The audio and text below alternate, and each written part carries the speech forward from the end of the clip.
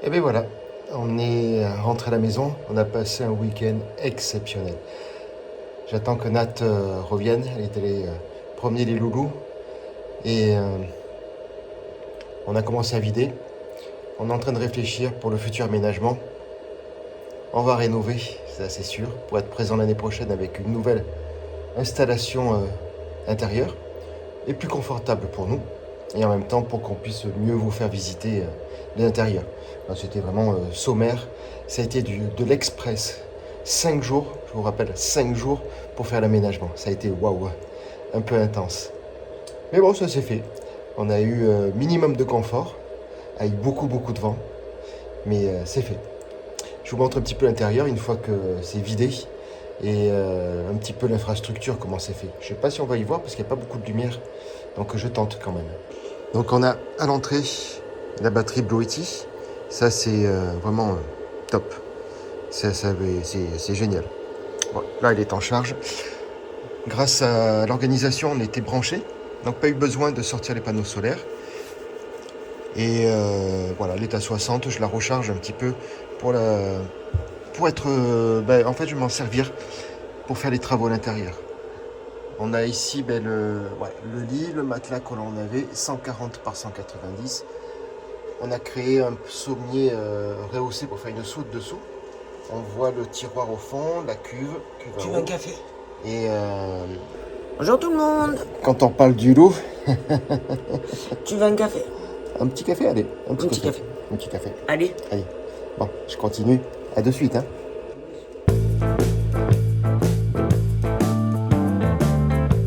Alors, donc, on a les panneaux solaires qui étaient rangés juste là.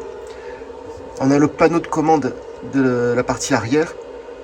Donc ça, je voudrais le conserver et me servir des infrastructures déjà existantes dessus pour faire des panneaux de contrôle en fait de l'ambulance. Le circuit électrique est en 110, je vais le faire passer en 220. On a la trappe pour la cabine, la partie extérieure, donc la petite porte extérieure pour les rangements. Donc c'est là où il va y avoir toute la partie électrique et la communication avec l'intérieur-extérieur. Tous les rangements là-haut, donc ça on va revoir. On va récupérer les 10 cm d'épaisseur de chaque côté d'isolation. On va refaire l'isolation donc moins épaisse, un peu plus actuelle. Et donc on va gagner 10 cm de chaque côté. Donc on va pouvoir changer le sens du couchage qui là est dans le sens de la longueur. On va pouvoir le mettre en traversant. Donc on va gagner de l'espace au sol automatiquement. Ce petit meuble nous a bien servi à l'entrée, là où la batterie est rangée. Dessus, on avait mis un lavabo, un Boxio. Alors ça, c'est génial. Le lavabo Boxio, c'est waouh, efficace. On n'en demande pas plus. Au froid, mais ça, c'est pas très grave. Alors, on a un couvercle. Ça doit être le robinet. On des bombes. On mange des bonbons. Là, on a... ils sont là. Puisqu'il est à l'intérieur, du coup, c'est de l'eau tempérée, bien hermétique avec le caisson en plastique. C'est capacité 5 litres, mais vraiment, c'est déjà dépanné. Je ne sais pas si vous vous rappelez, mais lorsqu'on est parti, on avait une fuite d'eau à la cuve. La fuite d'eau, on l'a eu tout le trajet jusqu'à l'arrivée là-bas. Quand nous sommes arrivés au SVA, j'ai trouvé d'où venait la fuite. Je l'avais déjà réparée à la maison, la grosse, mais la petite, je l'avais trouvée. En même temps, j'avais oublié de fermer les vents, donc du coup, la moindre secousse, l'eau... Le sol ici était plein d'eau, jusqu'à l'entrée de la cabine. On avait tout épongé, tout nettoyé, tout fait sécher sur le SVA. On avait sorti toutes les moquettes, on a tout découpé. On a laissé à nu, on a tout laissé sécher. Et après, ça a été nickel. Ça a été la première chose. Ensuite, quand j'ai voulu brancher, donc il y avait tellement de Mistral, le haut vent, on n'a pas pu le mettre au cul de l'ambulance. On était obligé de le mettre sur le côté. Donc, ça a été attaché au van. Ça a soufflé 90 km/h de vent. Ça décoiffe. Ouais, ça décoiffe. Mais bon, le haut vent a tenu. Mais par contre, on n'a pas pu vraiment se doucher correctement avec de l'eau chaude. C'était un peu loin. On avait prévu de mettre la cabine de douche, mais par contre, quand j'ai allumé le chauffe-eau, le petit bouton marche arrêt du gaz, il y avait une petite fuite de gaz. Donc non, dangereux. Ah, café est là. Allez, on boit le café. Je fais une petite pause, je bois le café avec Nat. Je vous reprends après. On ne va pas vous fumer en train de boire le café, hein. Pas intéressant. On boit le café et puis voilà. Juste la petite parenthèse, donc ça a été la fuite de gaz. Ça c'est hors de question que je prenne de risques. Donc une croix dessus. Ça va falloir que je résolve ce problème-là. Mais de toute façon, avec le futur aménagement, il n'y aura pas un chauffe-eau à gaz, il y aura un chauffe-eau électrique avec les panneaux solaires sur le toit. Donc on sera au top. Et je plus de risque de gaz. Je n'en veux plus dans le véhicule. Pour moi, c'est trop dangereux. Il y a trop de... J'ai toujours travaillé avec le gaz et je connais la problématique. Et là, non, j'ai pas confiance dans le matériel. Donc, on va l'éliminer. C'est pour l'année prochaine. Il y aura la nouvelle innovation. Donc, voilà. C'est un peu le retour. On va attaquer maintenant, réfléchir. Non, on va pas réfléchir. On va tout désosser et on va attaquer tout ça.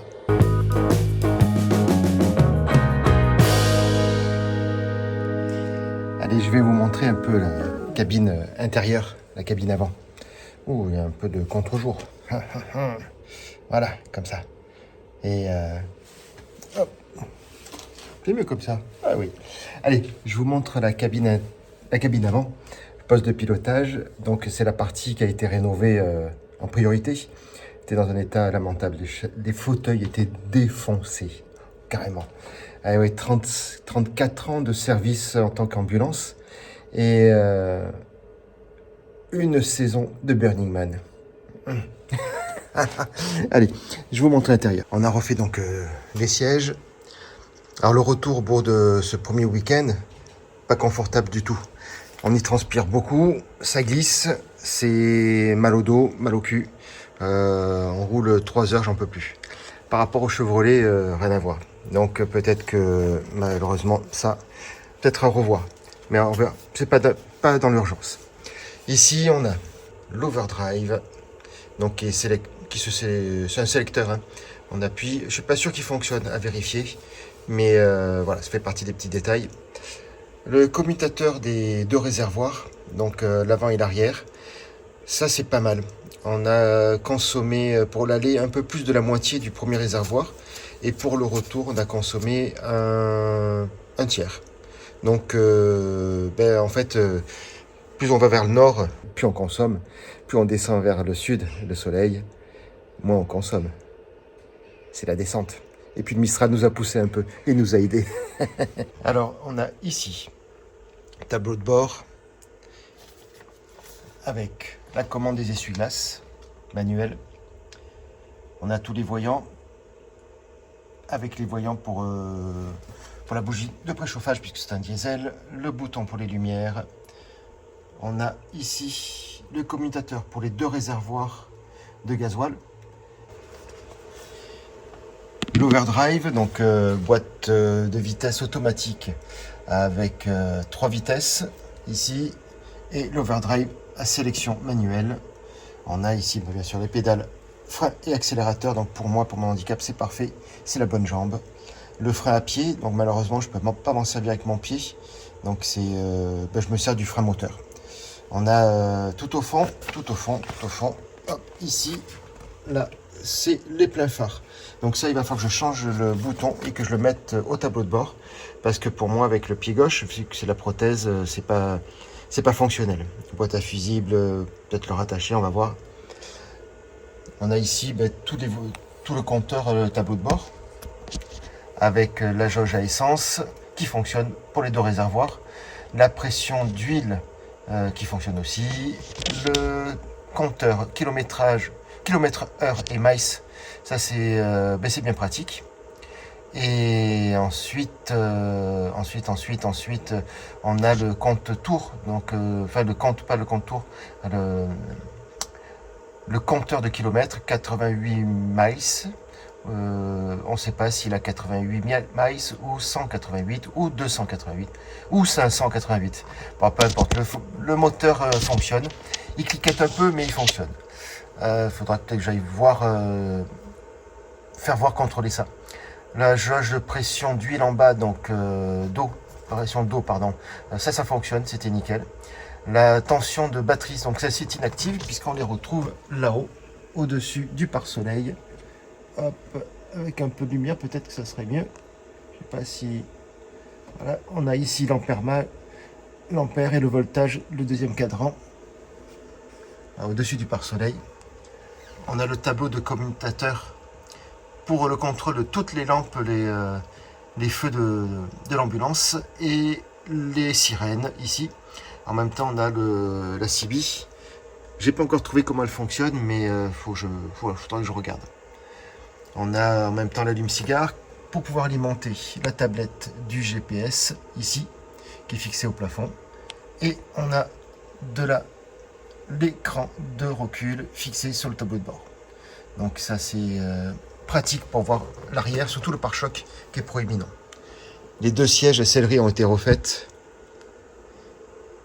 Peut-être à revoir parce que la matière n'est pas agréable du tout. Tapis de sol refait, le bloc moteur du V8 diesel, pas très silencieux. C'est vrai que c'est pas confortable pour la route. Sur 3 heures de route, on se languit d'arriver. Ça nous change du Chevrolet, de Marius, ça c'est sûr. On a la porte du passage cabine aussi, on n'a pas testé, voir si elle se ferme, mais ça c'est pratique pour couper le froid un peu et le visuel. Donc l'intimité c'est pas mal. Il va falloir qu'on regarde, qu'on teste. On va modifier un peu l'habillage. J'aimerais bien faire un habillage un peu capsule navette spatiale. Peut-être trouver un poster et l'habiller derrière. Au-dessus, on a 2 blocs de rangement. Donc c'est le passage des câbles de tout le réseau électrique de l'ambulance. Donc à revoir et peut-être faire des rangements complémentaires parce qu'on n'a pas de boîte à gants sur tout l'avant. Ça n'a pas été pratique, à part le petit vide-poche là sur le bloc moteur, mais qui est très profond, pas confortable, pas pratique du tout. Même dans les portières, c'est des caches, c'est vide, donc peut-être aménager ça. Voilà, donc ça c'est la partie d'avant et qui a été bien rénovée, mais qu'on risque de faire des petites modifications.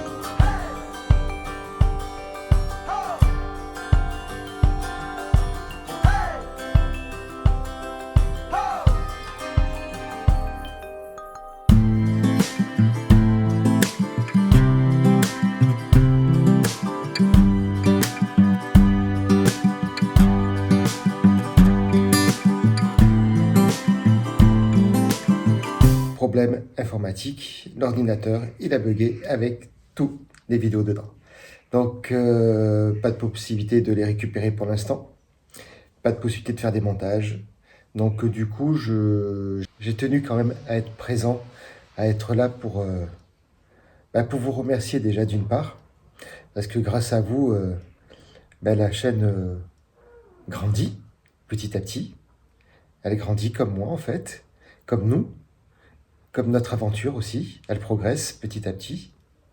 Et c'est super.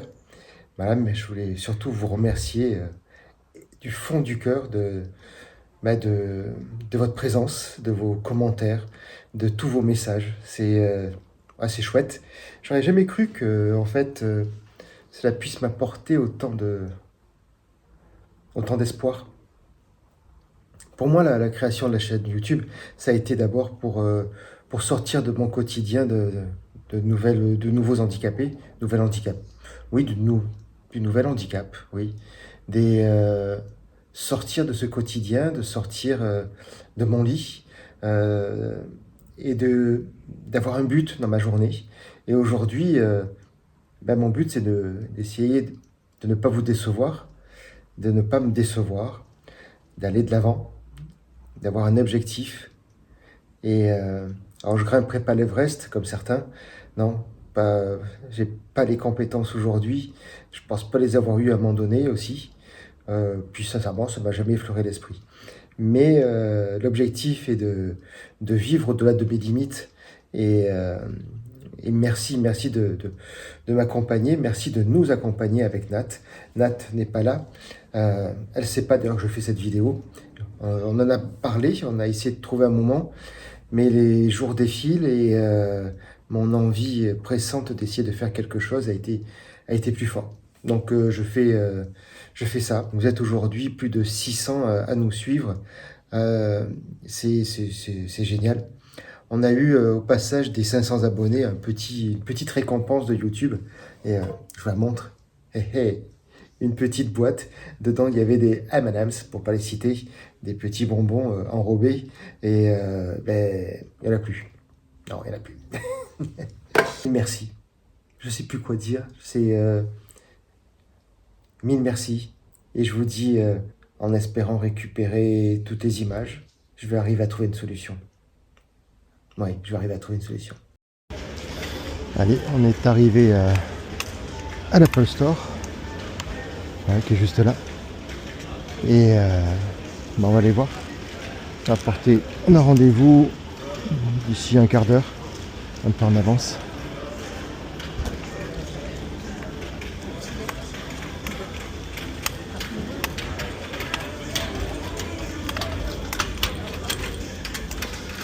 Allez, on va vous dire un peu ce qu'il en est.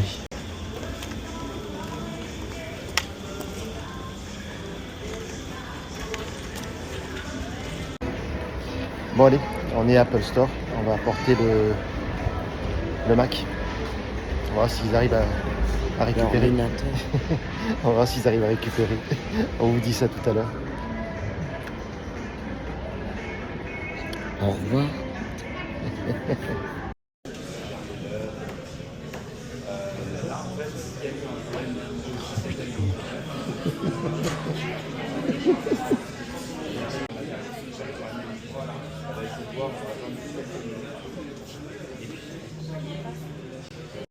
Allez.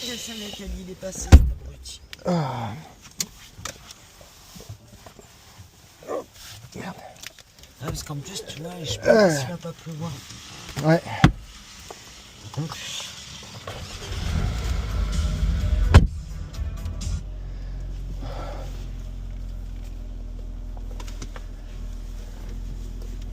On va où?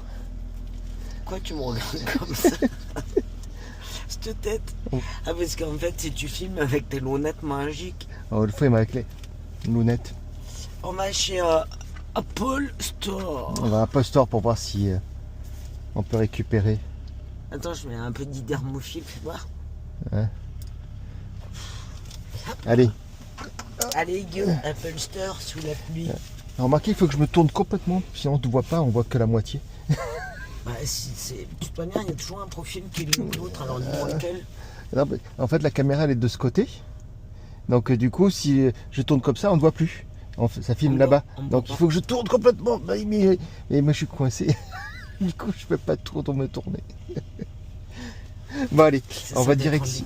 Ouais, c'est ça, exactement. On va direction Apple pour confirmer ou affirmer ou désaffirmer ou récupérer ou perdre toutes les données. L'ordinateur, il est dead. Allez, hop. Il fait pas chaud. Hein.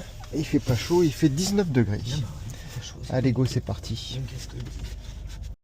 Allez, on est samedi et Apple vient de m'appeler pour me dire que le Mac est arrivé. Donc, on va aller voir. On va aller voir si c'est prêt.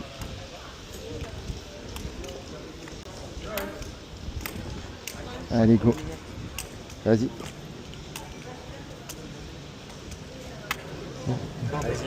Merci beaucoup.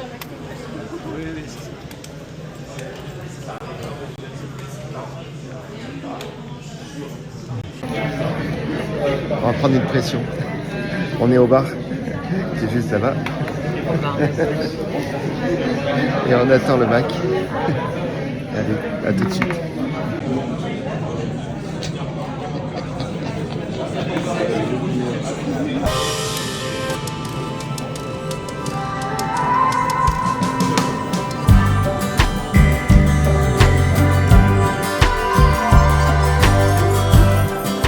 Elle est top cette boîte. Hein. Moi j'aime bien. Voilà. L'ambulance, elle n'est pas en service. Hein. Non, non. Elle n'est pas en service. Elle sonne. Hein. Oui.